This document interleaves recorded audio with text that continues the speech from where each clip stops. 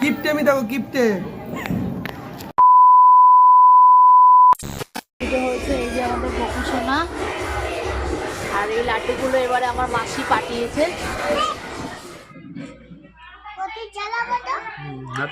আর আমাদের ঘরে কালী পুজোর দিন হচ্ছে আঙুর কলা পাতার মধ্যে প্রদীপ হাতে বানিয়ে নিয়ে ঠাকুরের কাছে দিতে হয়। তারপরে ঘরে যে সন্তানরা আছে ওই সন্তানরা গিয়ে সবার কাছে বাথরুমে, তারপরে হচ্ছে বাড়ির পাঁচিলে, ছাদে, স্নানঘরে এইসব জায়গায় গিয়ে দিয়ে কিন্তু আবার এই প্রদীপগুলোই পরের দিন নিয়ে জ্বালানো হয়ে গেলে পরের দিন কিন্তু আবার রিটার্ন নিয়ে আসতে হবে, কারণ হচ্ছে এইগুলো আবার পুকুরের জলে ভাসিয়ে দিতে হবে। এই প্রদীপগুলোর বাবা মাটি নিয়ে আসে, আর আমার বড় মেয়ে কিন্তু প্রত্যেক বছরেই বানায়, যতদিন ও বড় হয়েছে। আর দিওয়ালির দিন কিন্তু মানে কালী পুজোর দিন কিন্তু মানে ঘরটা এত সুন্দর লাগছিল, চারিদিকে আলো ছড়াছড়ি, প্রদীপ জ্বলছে, দিনটা সত্যি খুব ভালোই লাগছে। তোমরা এই কালী পুজোর দিনটা কেমন করে কাটাও কমেন্ট করবে। এই যে তোমরা মিষ্টির থালা দেখছো, মিষ্টির থালাটা কিন্তু আমার মাসি যখন